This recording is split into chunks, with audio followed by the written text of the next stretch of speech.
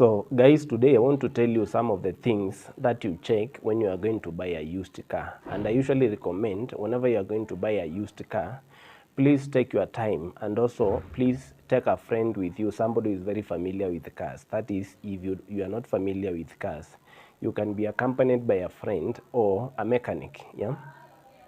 And before you even go to buy a car, you need to have like an idea of which models of cars that you're interested in, at least 2 or 3 models, so that you are at least a bit more specific when you are checking them out. Yeah. So when you get to the exhibition place there, sometimes the prices are usually displayed there. Yeah. And you need to do like a background research to find out the ranges of the prices of these cars. Yeah. So when you see the prices are okay, yeah, you now can proceed with checking the car. But if the price is like too low, that can be a red flag, because probably there is something wrong with the car, but the seller is not refilling. Okay.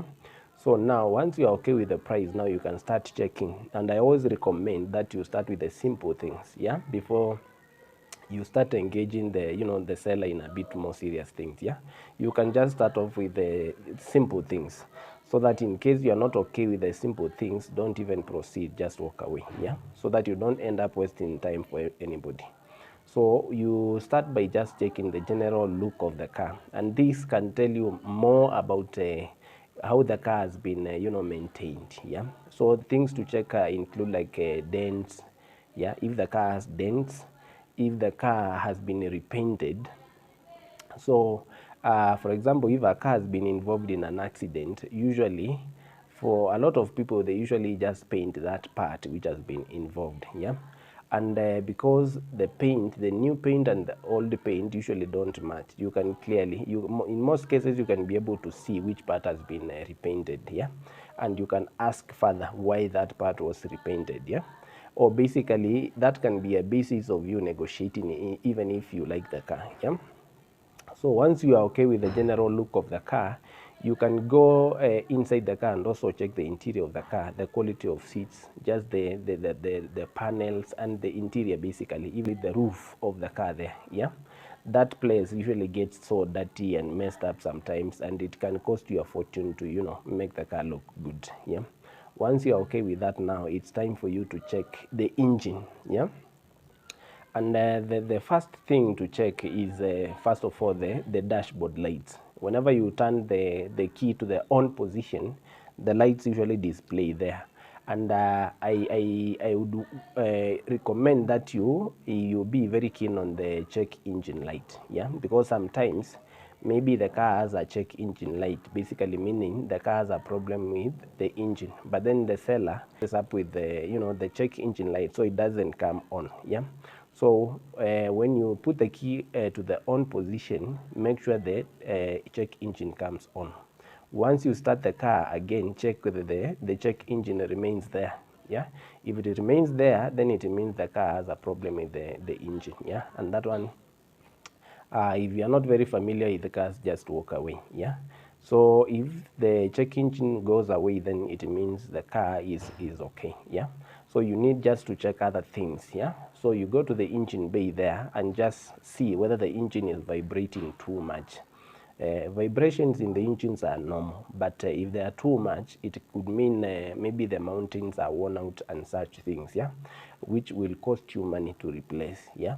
So check whether the engine is vibrating too much. Also check whether there are leakages within the engine bay. Yeah, check whether there is oil leakages, the coolant leakage, or any leakage within the engine bay. Okay. Also check the quality of the pipes there, and some things within the engine bay, because if they are too old, it will mean even if you buy the car, you are more likely to replace them within a short time. Yeah. So just check the general condition of the engine there, and also check the levels of the fluids inside that is the coolant, the brake fluid, the engine oil and such. For example, if the coolant is too low, that can mean maybe the car has a problem with the cooling system, especially the coolant inside the radiator. Yeah. Also, if the brake fluid is too low, it could mean the brakes are worn out. Yeah.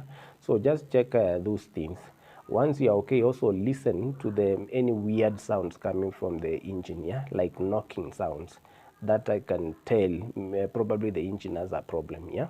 If the engine is okay now, go to the back of the car and see whether the car is smoking, yeah.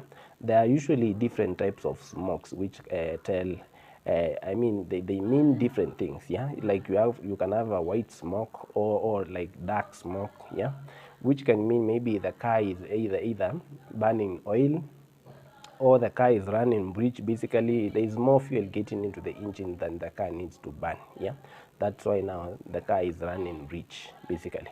Okay, so if the car is not smoking, then you can go ahead now and check other minor things, the accessories now, yeah.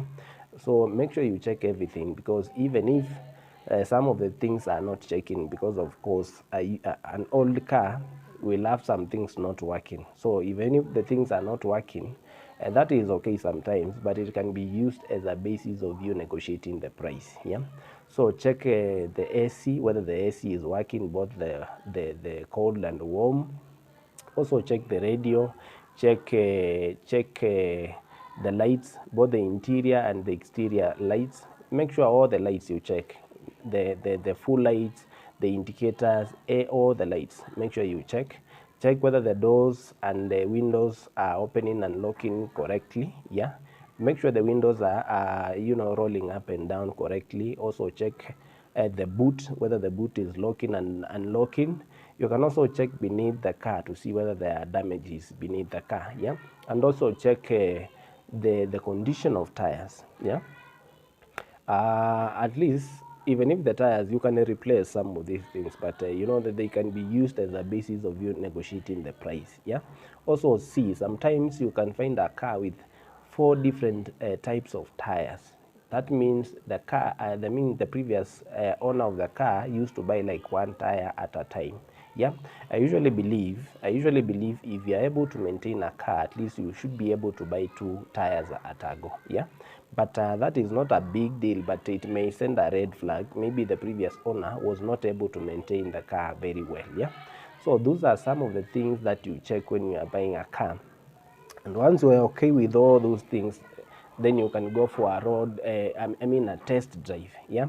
And the idea is just for you to feel how the car drives, how the car accelerates, how the car brakes, whether the car is steady, yeah, and things like that. Then now, if you are okay with all those things, now you can come and sit down and negotiate the price.